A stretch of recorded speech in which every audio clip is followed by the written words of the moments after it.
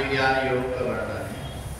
नाहं प्रकाश सर्वस्य योग माया समावृतः मूढ़ोऽयं न विजानाति लोको माम् अयव्ययम्।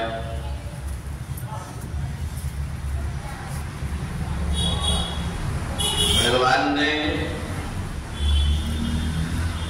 7वें अध्याय में ज्ञान विज्ञान योग का वर्णन किया है।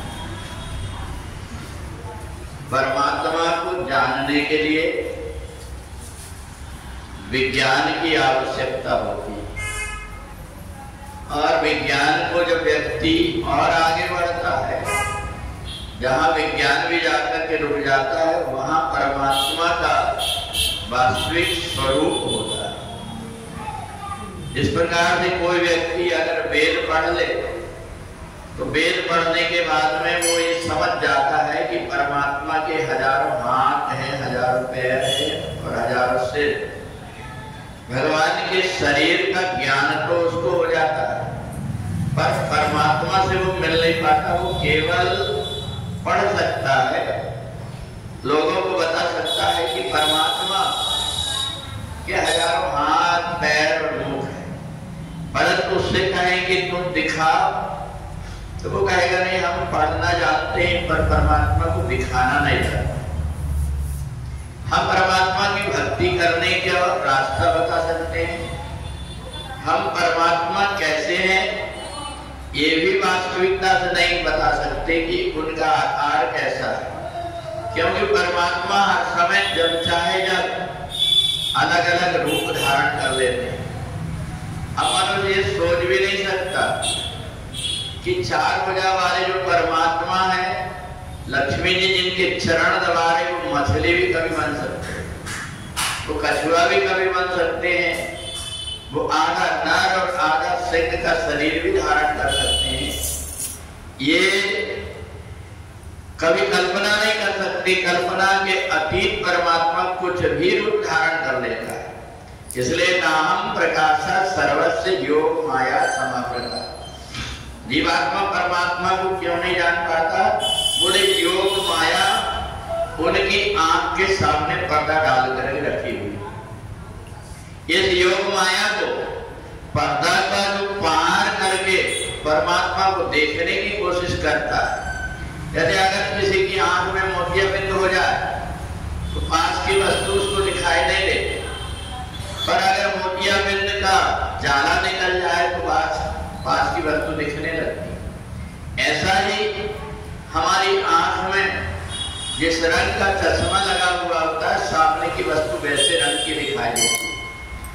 तो योग माया समावृता, इसी को भगवान ने कहा कि ये मेरी योग माया है जो जीवात्मा के सामने आंख के पर्दा बनकर के खड़ी।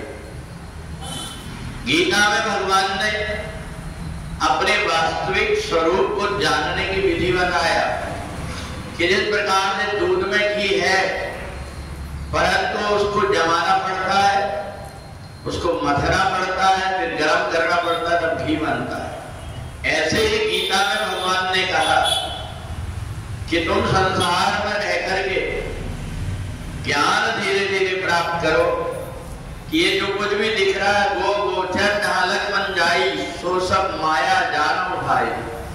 जहां तक कि हमारा मन और बुद्धि जहां तक जा सकता है, वहां तक के जो भी दिख रहा है तुमको ये माया है, और इससे जब परे जाओगे तब तुम्हें सूक्ष्म शरीर से इस माया से परे जाकर के परमात्मा का वास्तविक स्वरूप का अनुभव हो पाएगा।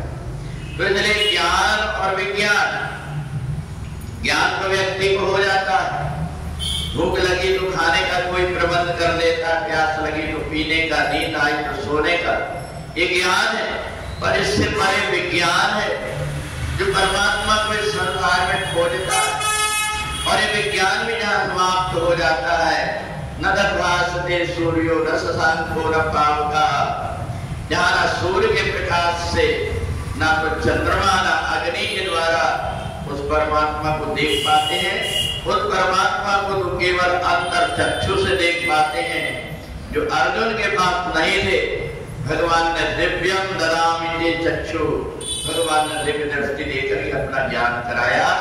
तो ये गीता व्यक्ति को अंतर्मुखी बना देती है, और अंतर्मुखी बना करके जब प्राण निकलने का समय आता है तो अपने प्राणनाथ के सामने लेकर के खड़े कर देती है कि अब वहां से कहीं मन भटकता नहीं। इसलिए गीता का इतना महत्व है कि ये गीता अंत समय में जीवात्मा को भटकने नहीं देती।